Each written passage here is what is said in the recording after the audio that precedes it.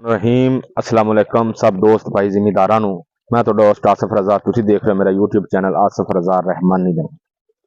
तो दोस्तां दी नज़र मैं इस तो पहले भी काफ़ी वीडियो कर चुके हाँ। वीडियो दोस्तां दी हैल्प वास्ते दोस्तां नू ये चीज़ां दस्सण वास्ते जिमीदारे दे बारे फसलों के बारे मैं पहले वीडियो कई बना चुके हाँ जो मेरे यूट्यूब चैनल ते अपलोड हो चुकी ने। बहरहाल अज असी एक मेन टॉपिक ते वीडियो लैके हाजिर होए हाँ जो गंदम का एक अहम सीजन पीक सीजन चल रहा है, बेहतरीन सीजन चल रहा है कि गंदम गोब ते आई तुसी देख रहे हो सिट्टा निकल रहा है।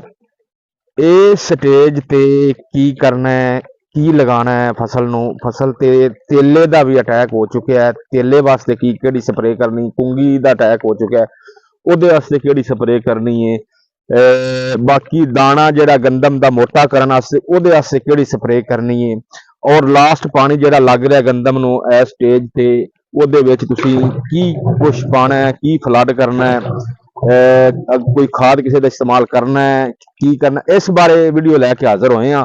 दोस्तों नू मुकम्मल तफसीलन इस दे बारे आगाह करने हैं और दोस्त गौर ते तवज्जो नाल सुनन और इस्तेमाल करन और गंदम दा विच ढेरों मन इजाफा पाओ और फायदा उठाओ इस चीज़ तो जिस चीज़ ते जिस स्टेज ते गंदम आ चुकी है इत्थे फायदा चुकन का टाइम है जो जिमीदार तवज्जो करन और फायदा चुकन। आओ देखने बकायदा प्रैक्टिकली तौर पर देखने कि इस स्टेज ते की कीता जावे। तो दोस्तों नू मैं दसदा चला सब तो पहले तो इस चीज़ ते गौर करो कि गंदम नू पानी इस स्टेज ते लास्ट लगना है। मेरे हिसाब नाल लास्ट ही लग रहा है क्योंकि गंदम देखो तुसीं सिट्टे निकाल रही है। ये पुराने लोग भी कहते ने कि फग्गन दे विच पानी ला लो, चेतर उत्तों विसाख विसाख तक कणकां पक जांदियां ने, चेतर भी कई जगह ते हथ लग जाता कणकां दी कटाई शुरू हो जाती। बहरहाल फग्गन दे विच पानी लग जाए तो वो ये वास्ते बेहतर हुंदा है। यानी कि फरवरी लास्ट चल रहा है, फरवरी लास्ट मार्च शुरू पानी तुसी अपना लास्ट ला लो। हुण आ जाओ जी पानी दे विच की लाइए। अगर तुसी खुराक दा तयन करना है कि पहले तुसी की कुछ पा चुके हो इस स्टेज ते अगर खाद दी अद्धी बोरी लगाई जाए कम से कम अद्धी बोरी खाद यूरिया पा लो, गुआरा पा लो, DAP भी इस स्टेज ते पै सकती, कोई अर्ज नहीं। क्योंकि इस स्टेज ते अगर खाद का इस्तेमाल करांगे तो सिट्टा आसानी नाल निकलेगा, जो गोब इन्ना मुकम्मल हो रहा है उहदे तेजी आएगी और खुराक की कमी नहीं आएगी। उस दे नाल तुसी सल्फर वगैरह अगर लगाना चाहते हो, सल्फर लगाना चाहते हो, पोटाश लगाना चाहते हो, पोटाश भी बल्कि इस स्टेज ते बड़ी जरूरी है। ठीक है इस स्टेज ते पोटाश का इस्तेमाल लाजमी क्योंकि झाड़ दे विच इजाफा नूं यकीनी बनाती है। पोटाश पोटाश कम अज कम 10 तो 12 किलो फी एकड़ तुसी इस्तेमाल करोगे। इन्हां चीज़ों का तुसीं इस्तेमाल करना है, पोटाश इस्तेमाल करनी है, खाद इस्तेमाल करनी है, कम अज कम अद्धी बोरी लाजमी इस्तेमाल करो। सिट्टा दे बनने वास्ते बहुत जरूरी है। नाल पोटाश 8-10 किलो इस्तेमाल करो और सल्फर वगैरह का इस्तेमाल अगर करना चाहो तो तुसीं 2 किलो पर एकड़ सल्फर का इस्तेमाल कर सकते हो।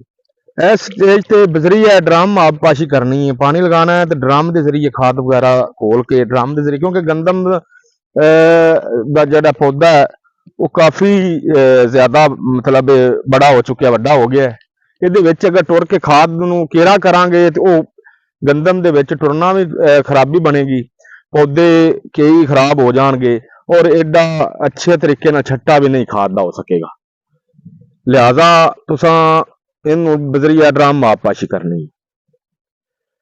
दोस्तां ने दस्या खाद दे बारे कि खाद किन्नी किवें और पोटाश किस तरह किन्नी पानी है, सब दोस्तों ने सुनिया। और आओ हुण असीं दूसरे मरले ले चलने कि तेले वास्ते स्प्रे केड़ा करिए, मतलब और दाना जो सैज सिट्टे का सैज दाना जे मोटा करने वास्ते असीं केड़ा स्प्रे करिए वो मैं हुण दोस्तां नूं दसना कि इस चीज़ कुंगी वास्ते केड़ा करिए। आओ हुण उस मरले अल चलने हैं। स्प्रे जी कैटालिस्ट मतलब पोटाश होंगी है 30% लीटर पैक, वो नाल अमाइनो एसिड वगैरह दा अगर तुम इस्तेमाल करना चाहते जे तो वो कर सकते जे दाने नूं मोटा करने वास्ते। ठीक है। और फाइनर मार्केट च फाइनर ना तो एक दवाई है, कुंगी वास्ते ओहदा इस्तेमाल हुंदा है। और ट्राइडिमिफॉन एक जहर है जेड़ा कुंगी वास्ते इस्तेमाल किया जाएगा। फाइनर ते ट्राइडिमिफॉन का मिक्सचर बना के तुसीं कुंगी वास्ते इस्तेमाल करोगे। और तेले की गल करदा चलना, तेले का अटैक अजकल आ रहा है, ये वास्ते भी तुसीं मार्केट विच आसानी तेले वास्ते नुस्खे मिल जाते हैं।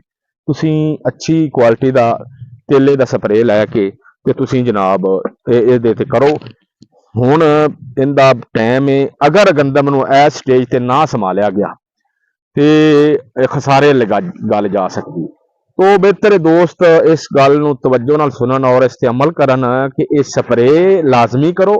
लाजमी यानी कि लाजमी का मतलब 100% करना ही करना, इहदे बगैर छुटकारा नहीं। और पानी इस स्टेज ते ला लैन, ये भी लाजमी है। बाकी खादां का इस्तेमाल वो पुज ते करना है, मतलब जिमीदार ने अपने इस्तात के मुताबिक काम करना है, बेहतर कर लवे, फायदेमंद है गल। तो ये मैं जो मेरे मैं जरूरी समझदा सा दोस्तां नाल शेयर करना है गल्लां, वो मैं दोस्तां नाल शेयर कीतियां ने। ते बाकी इंशाअल्लाह जो जो दोस्तां नूं जिस जिस स्टेज ते जेहड़ी जेहड़ी जरूरत होएगी वो असीं दस्सांगे। लास्ट ते मैं दोस्तां नूं अपना तारफ एक दफ़ा फिर करांदा चला। आसिफ रज़ा मेरा नाम है जी, आसिफ रज़ा रहमानी के नाम तो मेरा यूट्यूब चैनल है। तो मेरे टैलीफोन नंबर स्क्रीन पर आ रहे हैं, व्हाट्सएप नंबर भी आ रहा है। दोस्तां नूं कोई किसी भी मतलब फसल चों किसी भी चीज़ से कोई मसला दरपेश आए, फोन कर सकते हैं, व्हाट्सएप कर सकते हैं। मैं जनाब हाज़र हाँ दोस्तां की खिदमत वास्ते। तो मैं दोस्तां नूं सारा दस चुकिया गंदम के बारे, जो जो प्रोसीजर जो जो होना है। तो अल्लाह हाफिज़।